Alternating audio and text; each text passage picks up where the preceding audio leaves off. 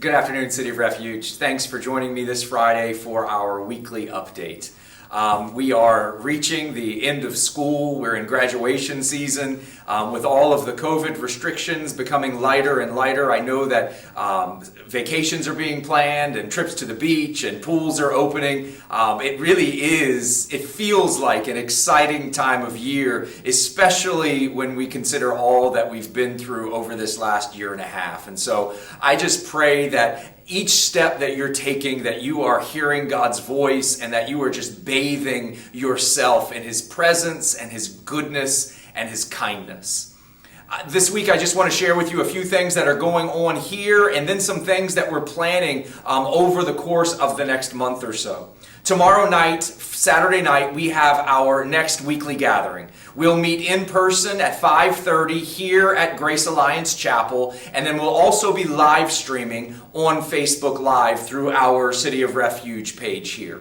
Tomorrow night we have the great treat that David Mengi is going to come from behind the camera, and he's actually going to be sharing God's Word with us tomorrow night as he shares a message that he's entitled, "We Are God's Provision," as he'll unpack 2 Corinthians 8:5 and Acts chapter 15:36. So I just want to encourage you, maybe go take a look at those passages and read through the context around them and just prepare your hearts, prepare your mind, your spirit, even your family to gather together tomorrow night around God's Word so that God can speak through David and God can show Himself to us through the things that He's already been speaking to our brother.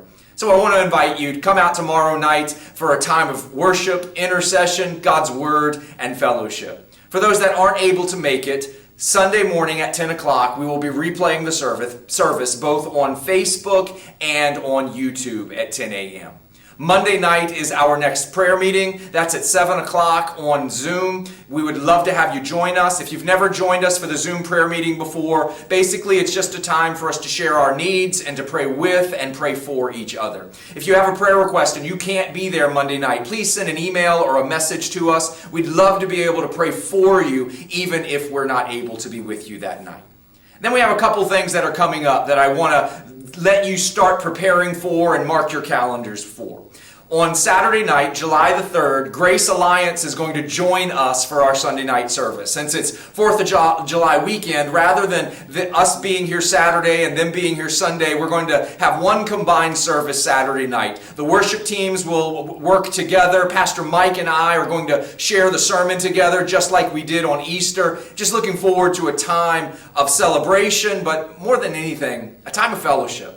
A time to worship together and pray together and hear God's Word together and be reminded once again that we are one body, but we are many members. And then we're just started planning a church picnic for the month of July. Next week we'll have the details of the place and the date. We're planning it for a Sunday so that we can all gather together and eat together and just really have a time to get to know each other. I know that we spend a lot of time here praying together and praying for each other. Sometimes we need to get to know each other so that those prayers can be not more comfortable, but more meaningful. And so next week we'll give you the date, we'll give you the time, we'll give you the location, but just begin preparing yourself for a Sunday in July where we can all gather together in in fellowship. And so finally, I just want to share with you just a quick thought from today's reading plan. You know, today we finished up Acts chapter 16, which for many of us is probably a familiar passage, even if we didn't know it was in Acts chapter 16. Paul and Silas had been arrested in Philippi for sharing the gospel. Really what they were arrested for was casting the demon out of a slave girl that had been doing fortune telling for her master. And so once she was set free, she couldn't tell fortunes anymore. And so it cost the master a lot of money. So he was angry and he took them to the magistrates and they had them beaten with rods and then thrown in prison and put in shackles. So they weren't just in jail, they were shackled and in jail. And then verse 25 of Acts 16 says that at about midnight, Paul and Silas were praying and singing hymns to God. So in the middle of the night, after being arrested, after being beaten, while being shackled, Paul and Silas chose to sing. And they chose to pray. But here's the really amazing thing about it. The next line says, and the other prisoners were listening to them. You know, we often fast forward to the earthquake and how God miraculously opened all of the prison doors and even opened all of the shackles and all of the bonds. And we move to the miracle. But really, here's what I want us to see today. In the middle of their difficulty, in what we would call unfair, what we would call abuse, what we would call just unjust, Paul and Silas sang songs of God's goodness. They sang hymns of God's faithfulness, and they said prayers of faith. And here's the miracle. The other prisoners listened.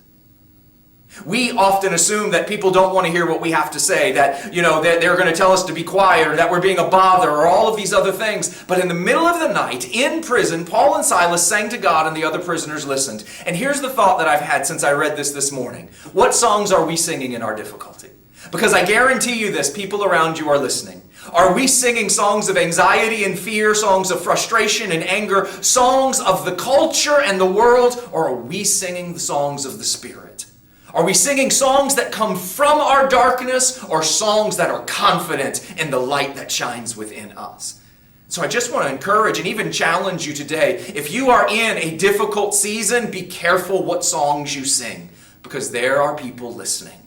There are people watching and waiting to see if you are just like them, or if there is a hope within you that they may be able to take hold for themselves. Just last night, I sat with a couple of friends that have been in a prolonged season of difficulty.